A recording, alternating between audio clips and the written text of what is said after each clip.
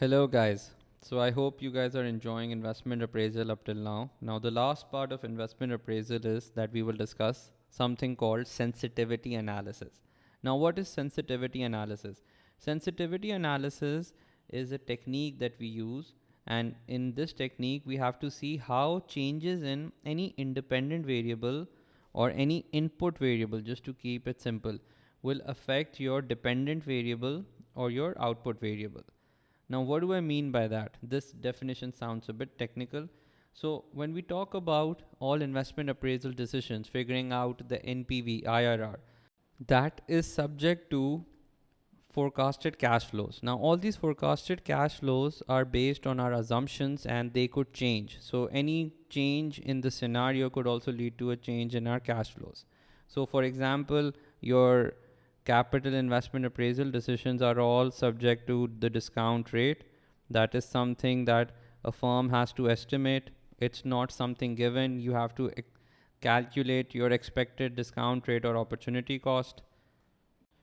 The sales, again, that's an uncertain outcome because you cannot forecast for sure how much your sales could be. There could be a change in any scenario. The cost again could change. That is again subject to assumptions.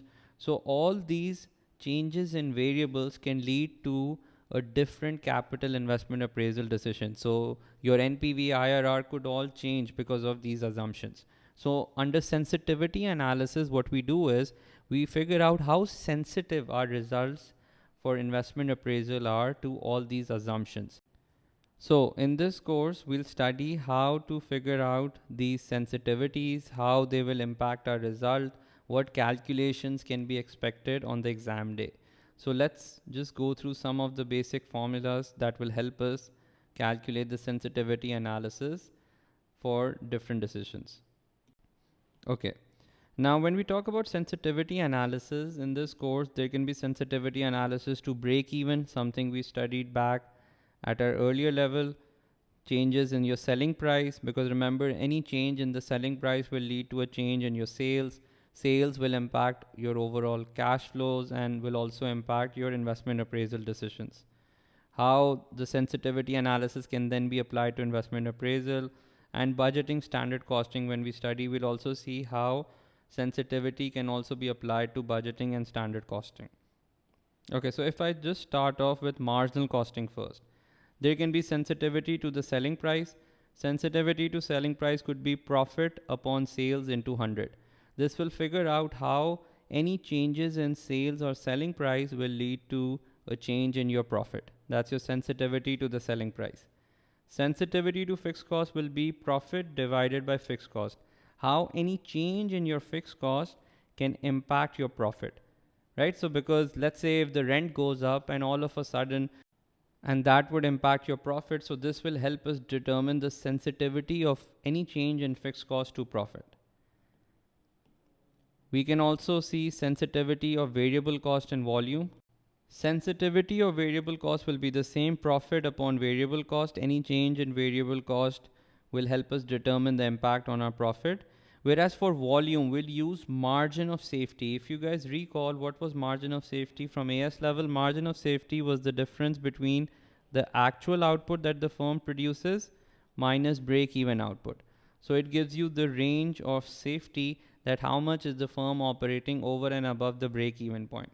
So all we'll calculate is margin of safety units upon total units, which will give us a sensitivity of the volume. Okay, moving on. Now let's come to the sensitivity applied to investment appraisal. Over here, there are 2 points we should note. Number one, how sensitive is our investment appraisal decision to the selling price?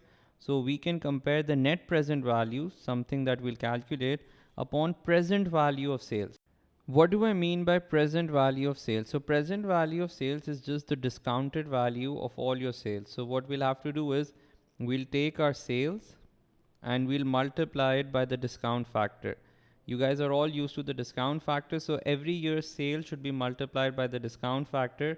And when you add that up, you should get your present value of sales over here. So for example, if you have sales to be 100,000 in year one, you will multiply this 100,000 by the discount factor for year one based on the cost of capital, And if let's say your sale is 120,000 in year 2, you'll multiply that by the discount factor for year 2.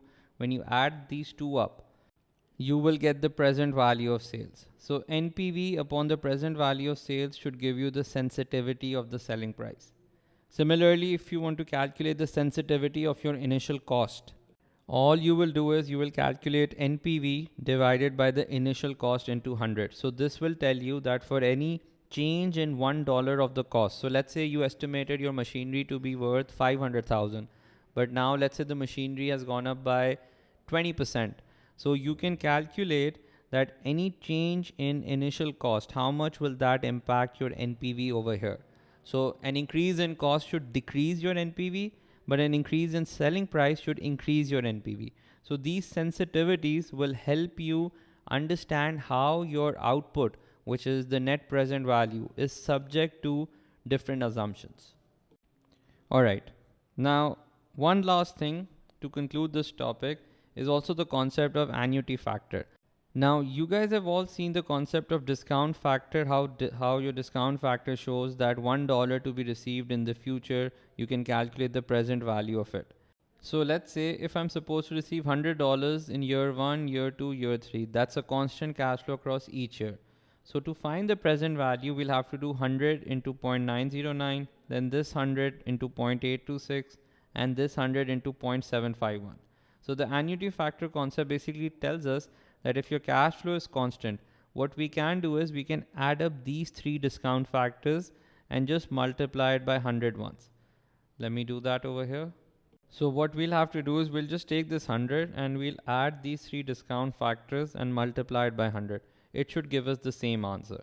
So if you ever come across constant cash flows, all you can do is just add up the discount factors, multiply it by that cash flow, and you'll arrive at the present value. So remember, this calculation is for present value of your cash flows.